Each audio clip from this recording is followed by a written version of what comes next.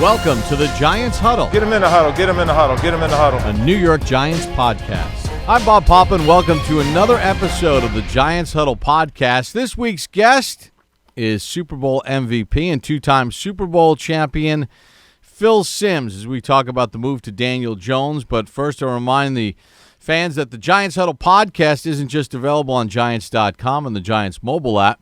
You can go find it on all your favorite podcast platforms.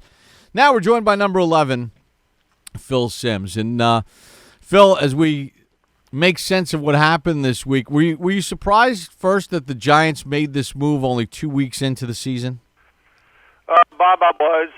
As I looked at the schedule, looked at everything, saw how the first two games went, I said, okay, I thought it was close. I thought they would keep Eli Manning as the starting quarterback going down to Tampa. One, it's on the road. Tampa's defense, everybody brace yourselves. It's pretty good. It's played well. It played well in the preseason and the what you call the tune-up game. They basically destroyed the Cleveland offense. And then the first 2 weeks of the season, the 49ers, one of the best offenses in the league, had a horrendous time down there trying to move the ball and got lucky and won the game because they intercepted two passes and ran them back for touchdowns. And last week we all saw what they did at Carolina. So it just kind of shows you. Todd Bowles, he was a tremendous defensive coordinator in Arizona. Didn't get to really put his hands on it enough with the Jets. But full-time, when he's doing it full-time, very clever, a lot of stuff going on. And I know this for sure. They're not going to trick him by sitting back and fooling him with, zone coverages. It will be man-to-man, and there will be a lot of blitzing by the Tampa Bay Buccaneers. All right, so Daniel Jones makes his first start. We knew it was coming, 6th overall pick in the draft. But I want to go back to 1979 because Phil Simms' first ever start as a New York Giant happened to be against the Tampa Bay Buccaneers, and Phil, you lit it up that day. I did. I was on fire. They were scared to death of me all by throwing down the field, so they backed up and we ran the ball. And you just told me I was wrong right before we came on the air. I said 6 of 12 for 36, and you go, no. You had 37 yards passing. So it was rough. Tampa Bay, I think at the time, was 5-0. Their defense was tremendous, and thank God we had a game that day where we just ran it, found a way to win. But the good thing is, the following week, I think it was the San Francisco 49ers, I threw for 300 yards, ran for, I think, a 20-yard touchdown, if I remember right. Gosh, I can't remember. I remember that. But it got better pretty quick. So that first start going against a really good defense, it was tough. All right, so just if you can try to put into words what Daniel Jones, what it's going to be like for him emotionally as the game starts to unfold, because as well as he played in the preseason, it's the preseason. This is the regular season now. What's he in store for that every quarterback goes through in their first ever start? Well, he got a lot of action in the preseason, Bob, and I think you've heard me say that it was great. It wasn't good. It was not above average. It was great. He showed great composure. He was extremely accurate with the football. The one thing we didn't get to see really in preseason is him moving around, and I think that will come more in play this week. But what he saw in preseason will not resemble anything he's going to see in this game down in Tampa. And that's the bad thing, because we know how preseason football is. Most teams are vanilla. They don't do this, and then you play against some backups. But he'll adjust quick. But to win, the nerves and all that stuff, I don't think that'll be that bad for him. You get out there, and I think the big thing is I always say a lot about big games. This will be a big game, of course, for Daniel Jones. I think we'll see some different things early in the game with him keeping the ball and running it on a zone read play, some play actions where he's moving a lot, stuff like that to maybe try to catch Tampa Bay a little guard and let them know that it's just going to be a wider variety of maybe plays where the quarterback's moving around to unsettle them a little bit. One of the things that he had a luxury when he was playing in the preseason is he had Golden Tate on the field, and Tate will be serving Game 3 of a 4-game suspension. We don't know about Sterling Shepard with him coming off the concussion. I mean, to not have a security blanket of having a veteran receiver out there that's tried and true has got to be a little unsettling. Well, it does, and I think that Tampa Bay is one of these teams, that's been drafting defensive backs, it seems like, for the last 5 years, but their secondary has played really well the first few weeks.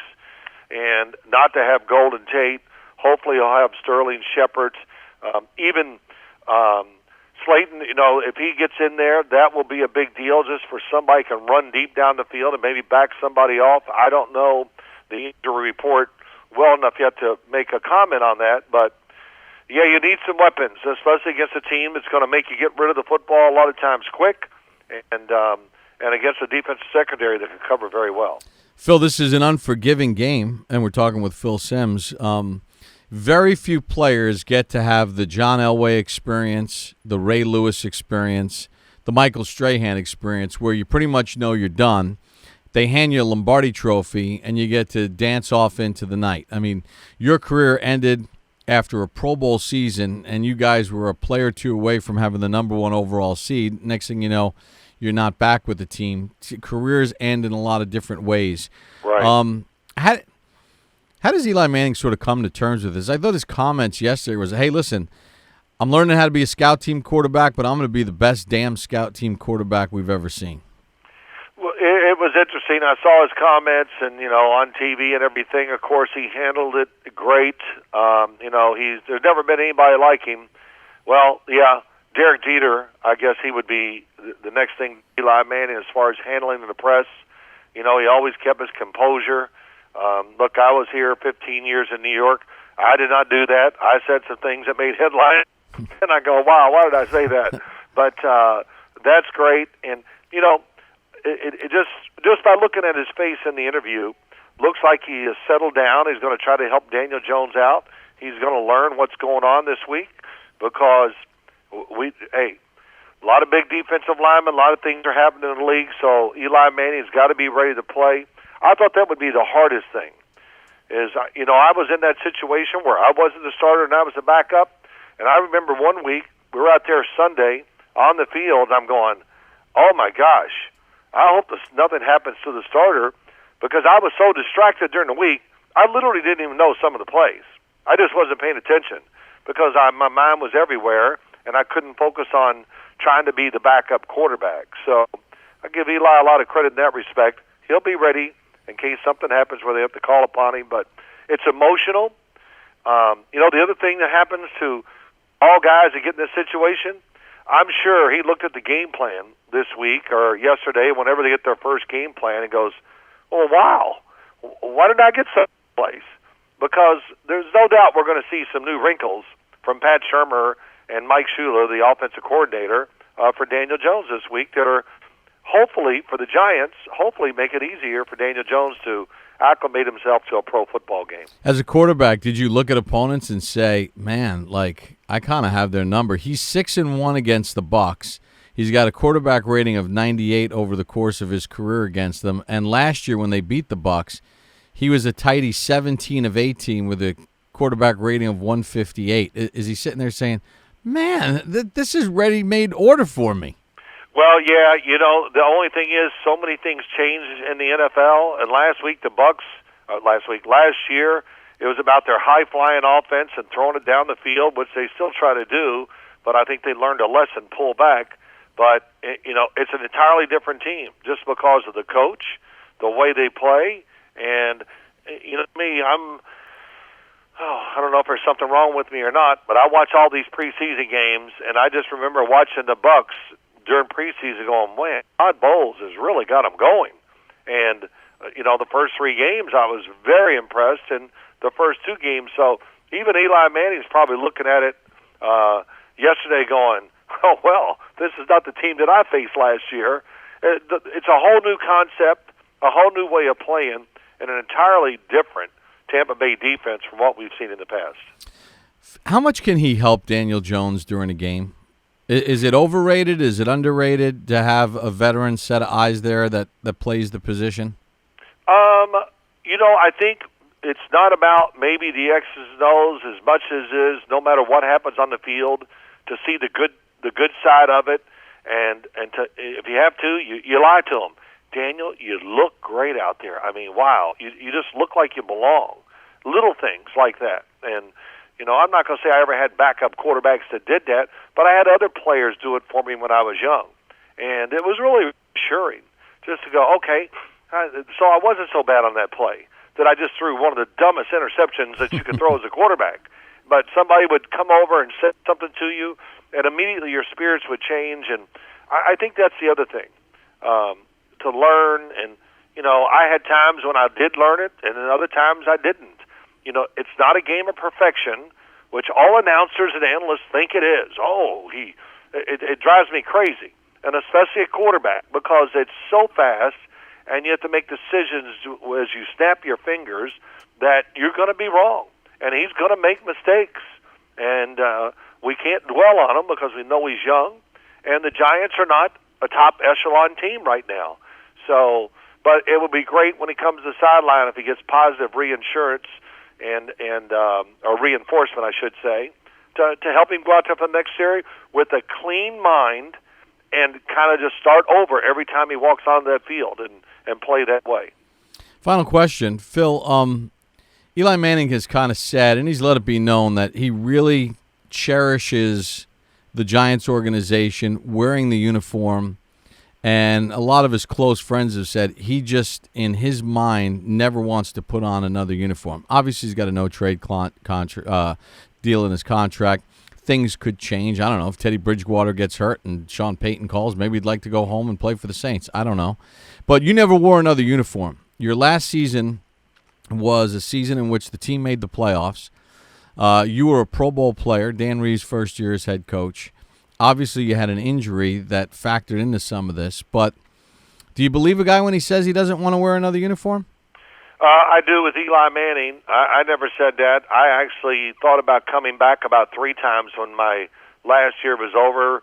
I had offers, great offers, and I thought, wow, we got to do this. I said to my wife, so-and-so, the team just offered me this much money, more than I've ever made. She goes, oh, my gosh, that's great.